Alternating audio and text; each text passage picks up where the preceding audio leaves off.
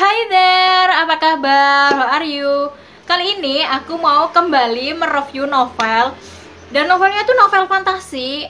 Agak berbeda ya dengan genre sebelumnya. Kalau sebelum-sebelumnya kan aku mereview novel-novel thriller. Ya, aku lagi istirahat dimana aku nggak mau baca novel kelam.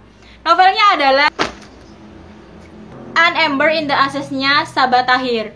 First impression aku setelah baca novel ini tuh, wah, gila, ngeri. Novel ini bercerita tentang seorang perempuan bernama Laia yang keluarganya tuh mati di tangan bangsa Imperium dan sang kakak ditangkap dan dijebloskan ke penjara. Laia yang seorang diri mencoba untuk mencari kelompok pemberontak bernama Resistance dan berharap mereka bisa meloloskan sang kakak dari penjara. Tentu saja pembebasan ini itu ada harganya, di mana Laia tuh harus menjadi budak sang komandan sekaligus merangkap sebagai mata-mata. Novel ini juga bercerita tentang seorang laki-laki bernama Elias, di mana dia itu adalah calon prajurit Max bangsa Imperium yang dia itu muak atas segalanya dan berharap tentang kebebasan. Namun sialnya dia malah harus ikut ujian kaisar, dan disinilah takdir mereka itu bersilangan. Menarik kan ya? Sekarang kita langsung aja ke reviewnya. Pertama-tama mari kita bahas alurnya. Alur novel ini tuh bergerak maju.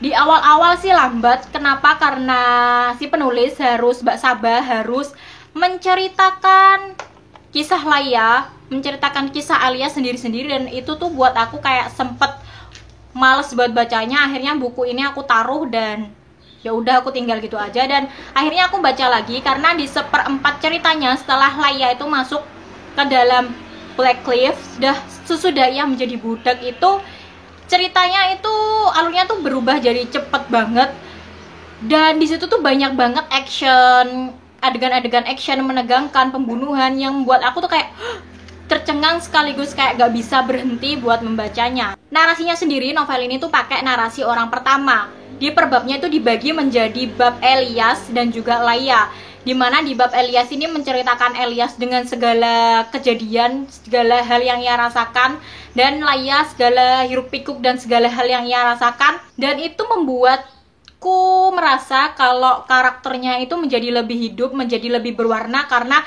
diceritakannya itu dari sudut pandang per karakternya. Mbak Sabaa itu berhasil membuat karakternya tuh kayak hidup di dalam situ, kayak mereka tuh benar-benar orang yang hidup di dalam novel ini karena mereka itu diceritakan perasaan mereka begitu mendetail dalam satu bab. Gaya bahasanya sendiri tuh ringan, gak berat, pembagian antara narasi dan juga dialognya itu imbang, membuat aku nyaman banget buat baca novel ini. Yang aku suka dari novel ini adalah setiap karakternya di novel ini tuh berasa hidup, mulai dari si karakter utama, Laia dan Elias, Helena, Marcus, Zack, dan semua orang di novel ini tuh kayak bener-bener hidup.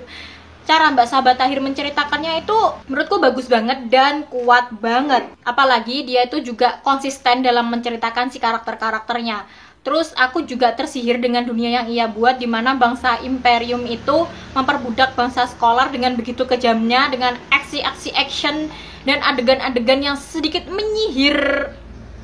menyihirku dengan imajinasi yang sungguh luar biasa. Terus keputusan-keputusan yang diambil sama karakternya di novel ini tuh berasa tepat dan gak dipaksakan. Itu sih yang buat aku suka banget sama novel ini. Overall, aku kasih novel ini tuh 4,8 rating karena aku suka banget sama ceritanya, sampai aku tuh langsung membaca seri keduanya dan berharap seri ketiganya langsung diceritakan. Nah, buat kalian yang udah baca novel ini tuh kalian kasih rating berapa? Kasih tahu aku di kolom komentar di. So, mungkin itu aja tadi reviewnya. Jangan lupa untuk kalian yang suka sama video ini, kalian like dan subscribe di tombol di bawah. See you next video guys, bye bye.